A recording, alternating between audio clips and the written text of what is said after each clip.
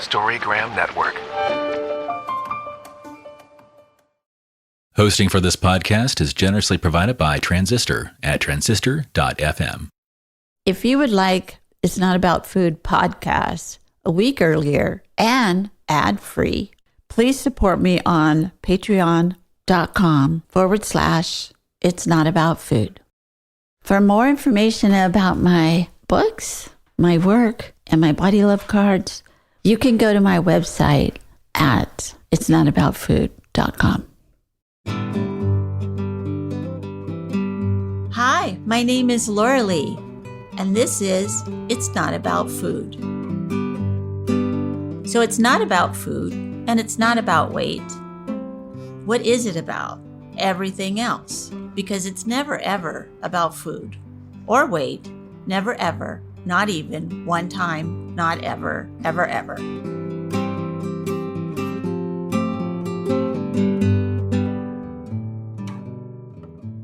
Hello, everyone. This is Laurelee Roark from It's Not About Food podcast. And today we're talking about the notion of trust and what that means for us as we recover from whatever it is that we're recovering from or trusting in the process. What does that mean? So the front of the card, the goddess is standing on her head and she is trusting that the earth is going to hold her up and she is going to hold herself up. And the deer animal is also looking at her kind of underneath, sort of like, what are you doing? But the deer animal is also trusting. So in the back of the card, it reads, trust is the knowing that our bodies are living intelligences, giving us immediate feedback about what does and doesn't work for us. When we stop viewing our bodies as something we need to control and manipulate, we can begin seeing them as very wise teachers. When we start to trust our bodies, we can listen and understand what they need. So for me, the idea of trusting, especially our bodies, ourselves, was a revelation to me when I got recovery because I just thought that my body didn't know anything and that my spirit didn't know anything and that my feelings didn't know anything. Everything was about my head. I lived in my head. I lived from my neck up. I only trusted my thoughts, which were crazy thoughts. Some good thoughts, obviously, but a lot of them were very strange and were controlled by the capitalist society I came from the Catholic Church I came from the crazy family I came from. So to trust that, knowing that my body was a living intelligence, and I could trust my body. I could trust my feelings. I could trust my spirit, my heart, my soul. That was a radical thought. So I want to introduce my next guest, and she's going to talk about trust and the issue that she works with, which is having love in your life, how much trust you have to have about that. So we're going to have a little conversation about trust. And so here she is. Take it away and just introduce yourself and what it is that you do and how can we get in touch with you.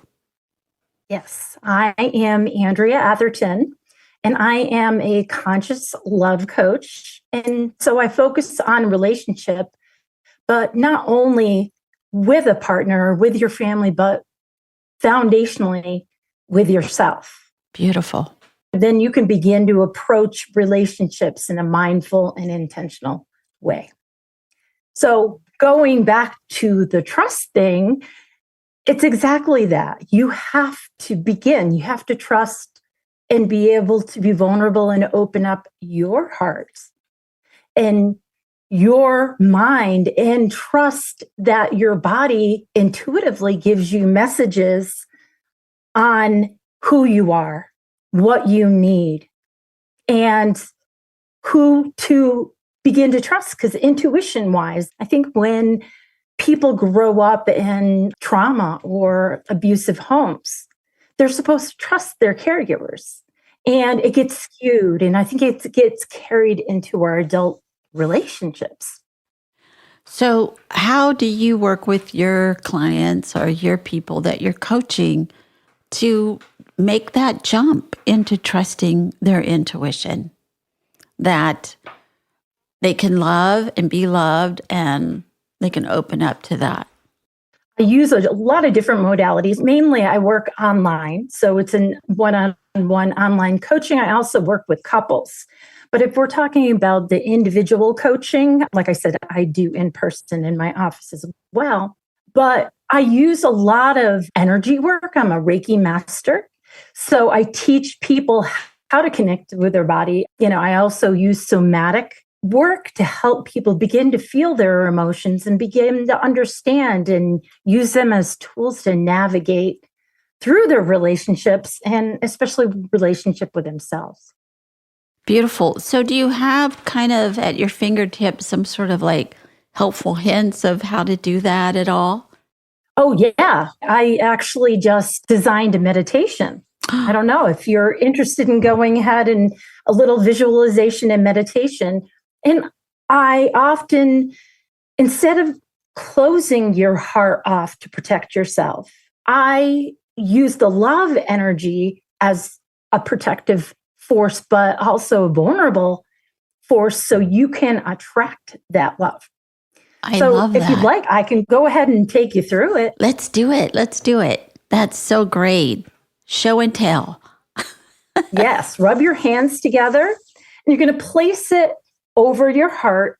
The heart chakra is the electromagnetic color green and is actually in the center of your chest, but your physical heart is over toward the left a little bit. Go ahead and close your eyes and take a few deep breaths as you feel the warmth of your hand move into your chest and into your heart.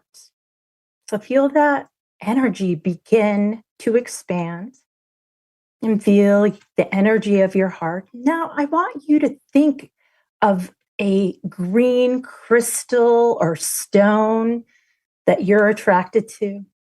I want you to drop it into the center of your heart and have it expand that heart energy. Feel it spinning the heart energy as it moves into your torso, into every cell, into every atom, into every place in between. Have it expand all through your torso, then down into your legs, knees, lower legs, and feet. And then have it spin faster and faster as it moves into your shoulders, down your arms, into your hands. Feel the energy, feel it tingle in your body. Feel it go into every cell, every atom, even the spaces in between. And then up the neck into your head. And then feel yourself being filled with electromagnetic green energy, that tingling force of love. And then imagine it moving out through your crown and surrounding you, your subtle body that surrounds you. And it fills that subtle outer aura with that color green. And then you are filled with love and surrounded by love. So as you breathe in the love, inhaling it in, and then exhale anything that isn't love and let it move beyond, vibrating out. And then the last couple breaths, breathing in, saying to yourself, I am love. And exhale anything that isn't love. Next, inhale, I am loving. Breathe out anything that isn't loving. And then third, inhale deep, I am love. Then exhale anything that's not. And last step, before we close the visualization, imagine a rose quartz color surrounding your aura. And this is the color and electromagnetic vibration of self-love. And have that surround you. And with this energy, you will attract people who vibrate in that place of love. One more inhale, exhale, and slowly come back and open your eyes. How beautiful that is. That was a beautiful exercise. If you're listening to this podcast and you didn't get the whole thing, rewind and go back and really let yourself sit down and get relaxed and go ahead and listen to that. visualization, it'll just really open your heart, which is a good thing. So I see that you're all about heart opening, obviously to yourself and to others. But how do you work with that on finding true love in the world? Once you've sort of love yourself, then what's the next step of that? Well, then with that comes confidence and the law of attraction. Then you are attracting that heart-centered energy to you. The opposite of love is fear, which is ego. And that, if you think about it, that's the lack. I don't have love, or chasing after love. I'm going to find love, rather than being a conduit of love and having it attracted to you. It's such a different energy, and it's not coming from a place of lack. It's coming from a place of, I have all the love I need, and people who are vibrating in the same place then are attracted to you. That's right. It's a beautiful way to put it. And I'm thinking about how if we realize that we're perfect love, really, as we all walk around this world, we're all connected and we're all love. If we really believe that all you need is love, it makes things a lot easier. I think what happens with that fear, that's with whether you're working on your body image or your food or your weight or any kind of addiction that you might have or whatever, that if you can really realize that book that was written so many years ago, Love is Letting Go of Fear, is really the truth, that fear is just an illusion anyway. It's love that is real. With love in your heart, there is no fear. And with fear in your heart, there is no love. They can't exist in the same place. People are fearful of opening their heart. There we go. So then they can't. And love is the only energy that is real. And I say that at the end of my podcast. I have the Love Anarchy podcast where I do solo episodes and I interview people who look at different facets of love or creating love in their lives. And it often always goes back to that self-love. And you're talking about addictions and about these behaviors. It's to disconnect us from our heart and our energy. And it's like to avoid those feelings, like you said, trusting our bodies to give us that information. Yeah. This is such a huge subject, but for years and years and years, I've been talking about loving yourself enough that you can love another person. Let love in so another person can love you. So I'm just wondering how we come from, in my work too, like hating ourselves, hating our body, hating ourselves, hating the way we are, whatever that is a cultural thing. It's not even really real. It's just what our family says or our culture says or what we live around says. And how do we make that leap into trusting others if we don't even trust ourselves, really? But where does the body image things come from? A lot of it's commercial. They're trying to sell us stuff. That's right. They're trying to sell us a certain look and things like that. So we buy things to be able to look like that. It goes back to killing us softly. Yes. And I can't remember, Rima, gosh, like in the 70s, I remember first seeing that. And I'm like, the big aha moment I had with that I'm like, it is all commercialized. And it's just like this ideal look that we will never get. And then in our culture too, especially with women, it's like the only value we have is our aesthetics or our beauty, when there is so much more to us. That is so true. I think I told you that, a lot of my clients, or many of my therapy clients, want to have love in their life. And so they've gone on these websites and they say to me, the men just look like regular men. I mean, some of them are way, quote unquote, cuter than the next one, but they pretty much let themselves look like they are. But the women have to have a full-on professional picture of themselves. And if they just got on there as their regular little self with no makeup on and their hair kind of in a ponytail, or they wouldn't get any clicks first of all, I knew that was going to happen because we're all chasing after this ideal. Not we're all, but a lot of people, because we live in this capitalist society that makes money on our looks. And who does it make the most money on is women. And even so much so that even in this love attraction website that we're on trying to bring love into our life, it's still there, that even if you have a great description of this really wonderful woman, they're still going to look at the pictures and go, well, I don't know if I like that person by what they look like.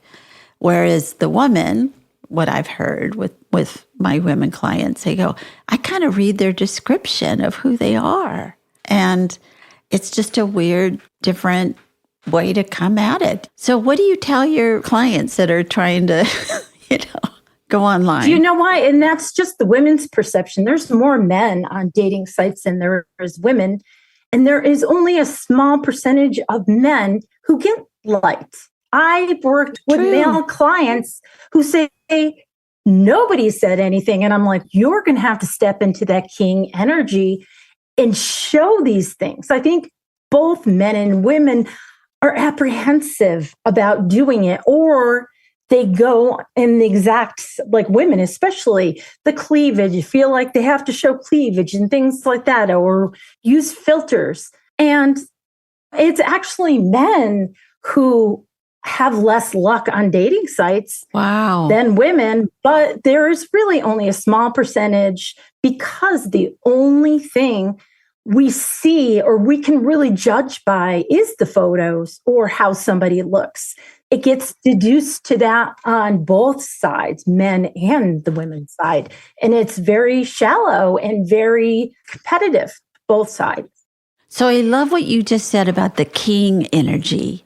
So what do you tell your men to come up with the king? Is it in their description of who they are? Is it how they look, or both? It's in their energy. Men and women that I work with, I say, oh my gosh, I do a little wheel, a manifestation wheel. I'm like, write down all the ideal things you want in a partner and be as descriptive as you can. Don't forget to put this or more for the universe.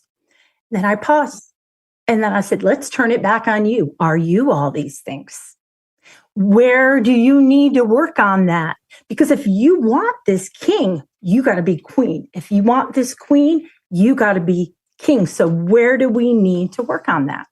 That's our starting point. I love that. And then it becomes about you. If you would like to have a weekly newsletter that has some information about recovery, or what people are doing in the world, or what I'm doing in the world, and just information about how to recover and what to do and how do we have faith and trust and love and openness to our own selves, you can go to my website at itsnotaboutfood.com. Storygram Network. Welcome to One Media, One Media.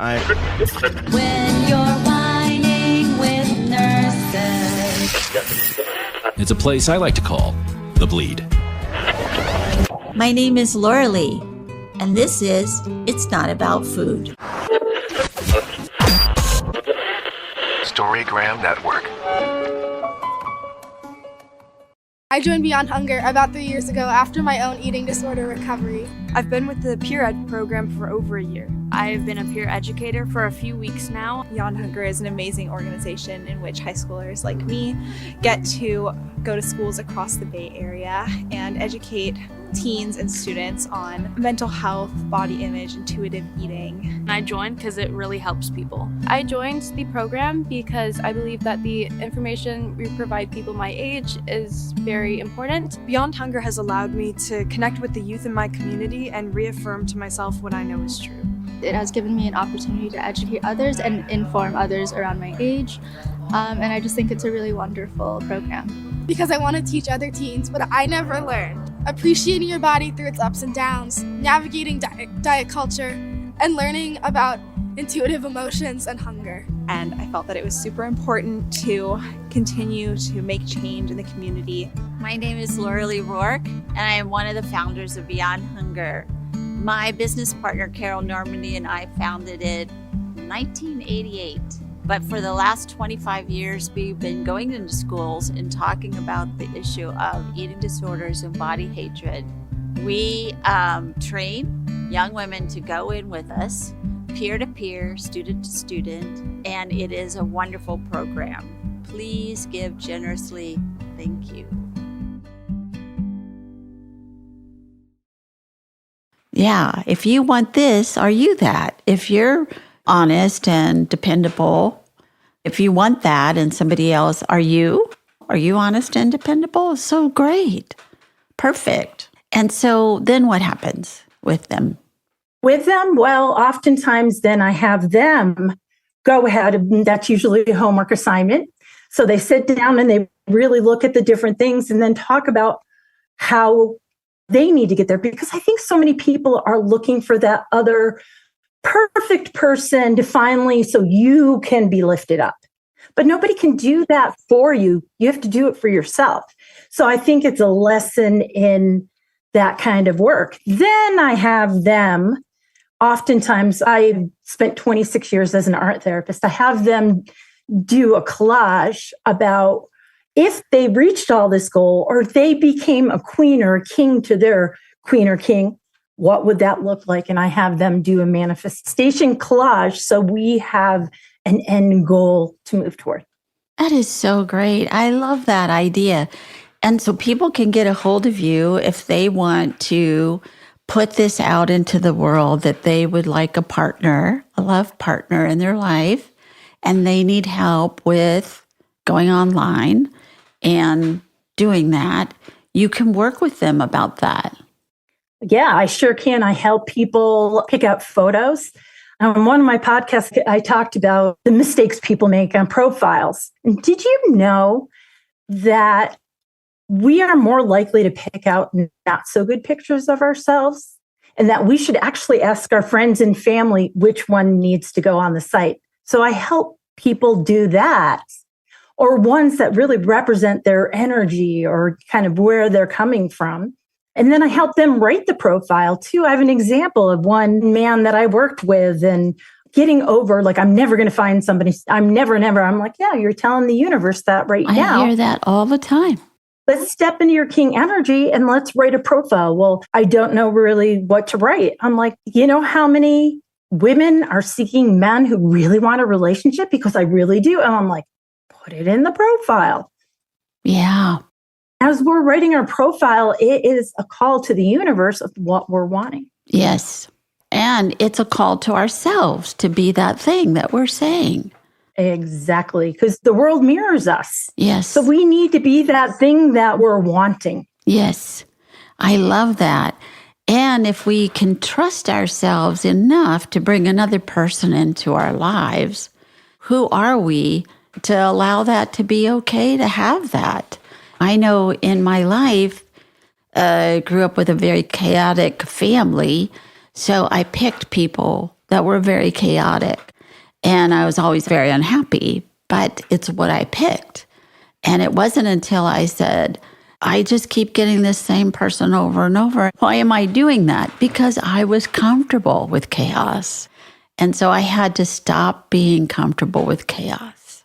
And we are programmed from 0 to 7 to feel like, quote unquote, what love is. And sometimes it's really not love, but it's just what you're accustomed to, the behavior. Because if somebody came in totally honest, loving, calm, peaceful, you wouldn't be interested because we need to over. Yes, exactly. Yes. So that is like, and that's one thing I'm like, if you meet somebody and you are like totally gung-ho, exploding with chemistry, I'm like, red flag.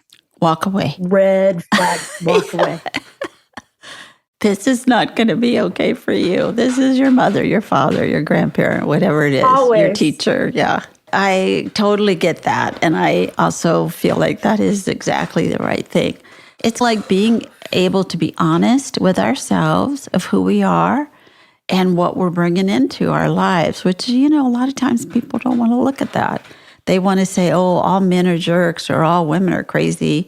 They'd rather stay there than go, well, I'm a man or I'm a woman, so what am I doing? That is jerky or crazy, you know? Yeah, and it always takes two to tango. Like if you go on and just say, oh, chalk that on another bad relationship, you need to address your part in it. It takes two to create, if it's an unhealthy relationship, it takes two. Either you're not compatible.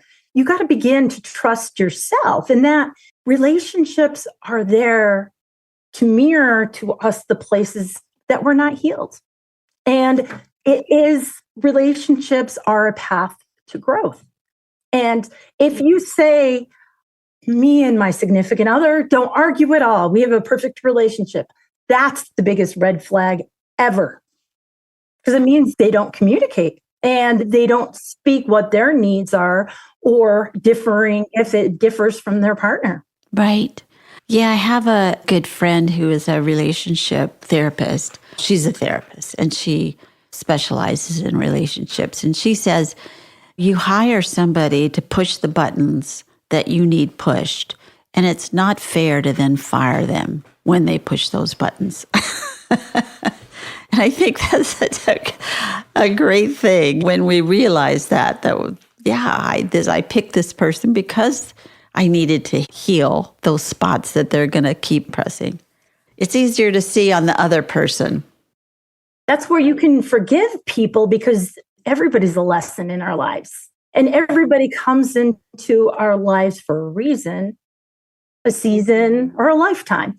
That's, just because the relationship maybe was short-lived or wasn't as long, or you didn't get married, or it didn't work out, doesn't mean it was a failure. If you can just take that as lessons, what was my part in it? And did I not trust myself when I did see the red flags, because it felt normal or it felt good? It felt familiar, right? Familiar, exactly. Yeah, and one of the things I tell my own clients is we talk about boundaries. They'll say, well, I set this boundary up with this person I was seeing, and then they left. Then we broke up because I put this big boundary down. And I said, what you did is you changed a lifelong pattern. When you were little, you couldn't set a boundary down. You had to obey the rules of the house for many of us. But when you get big and you can put a boundary down, you don't have to obey the rules. You can say, no, that doesn't work for me, or yes, it does. And if the person can't hear that, that's okay, because you can leave now. You couldn't as a child. You couldn't pack yourself up and say, I'm leaving to go down the street and live with somebody who has better boundaries. We couldn't do that. Right. And that's why I really encourage people to be authentic right out the gate. So you're not letting relationships that you shouldn't be in, you're not entertaining them. But a lot of people, because of the struggle to create a conscious relationship or even get a couple dates, people hide parts of themselves. But is that person truly interested in you, or the person that you're pretending to be? Right. Or that you're projecting onto them. Is this really the person I'm talking to, or is this my projection? And that happens all the time. We just do that because our minds are analytical. But I love the part where you were talking at the very first of that, the intuitive hit, this bodily hit or intuitive self knows more than our brain knows. And sometimes, like people who have experienced childhood trauma too, that anxiety feels like love. And I'm like, no. That's not love. That's just the anxiety you felt growing up, and your nervous system and your somatic experience. That's what you know to be true.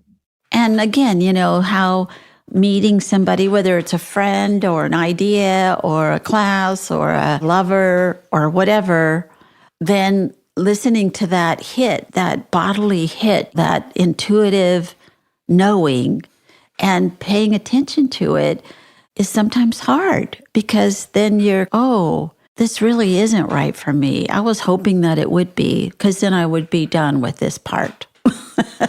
And that's where the self-love comes in, because if you love yourself and trust yourself, you can see those things without being needy or feeling like you have to give up parts of yourself in order to stay in the relationship. Yes, I agree. And that's where boundaries are so important. And if people walk away, if you put up a boundary and know what your value and your boundaries are, then let them walk away. Then it's not meant to be. That's right. I was telling somebody else they really want this job, and they were talking about, I just hope I get it's going to be the perfect job. And I said, it'll be the perfect job if you get the job, because that's where you're supposed to be. But you can let this idea go and trust yourself that maybe it isn't. You don't have enough information yet. Yeah, and that's why people jump in so quickly, because the anxiety about getting to know someone and that attachment to having it work instead of letting it go. That's why people rush in. They don't know the person. And then when it settles into the settled in relationship after the chemistry piece, they changed. No, they're just not living up to the fantasy that you had in your mind. It's so true. And I think that's another reason why, like in my work, somebody goes to all the trouble, pain, and anguish of going on a huge diet, losing a whole bunch of weight, and they still are not happy because it wasn't about the weight. It's not about food. That's a good name of a book. Really? It is. Yeah. Yes. And good for a podcast too. Right. And when all you have is a hammer, everything looks like a nail. It's that same kind of thing. That's why it doesn't work. And I tell clients, it's not going to change your life. It will make your life better if you're healthier and you have love in your life and you have a job that you love, of course. But trust yourself to know what that is. Yeah, and you need to love yourself, not hate yourself to get the weight off or to feel better. And a lot of people believe, I've worked in eating disorders when I was a psychotherapist. And I'm like, really, are you really going to feel that way? Totally. Like everything will be better in my life. I can get that job I want. I can go to that yoga teacher training, and then I'll feel more confident. And yeah, maybe a little bit, but it's a total inside job. You're going to still be the same person. Yeah. And the same way, if you get this perfect man or woman, you're still going to be the same person. And eventually you're going to come out.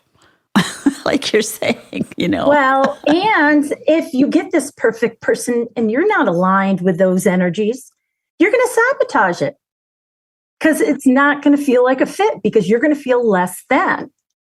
That's so true. That is so true. I've heard that so many times.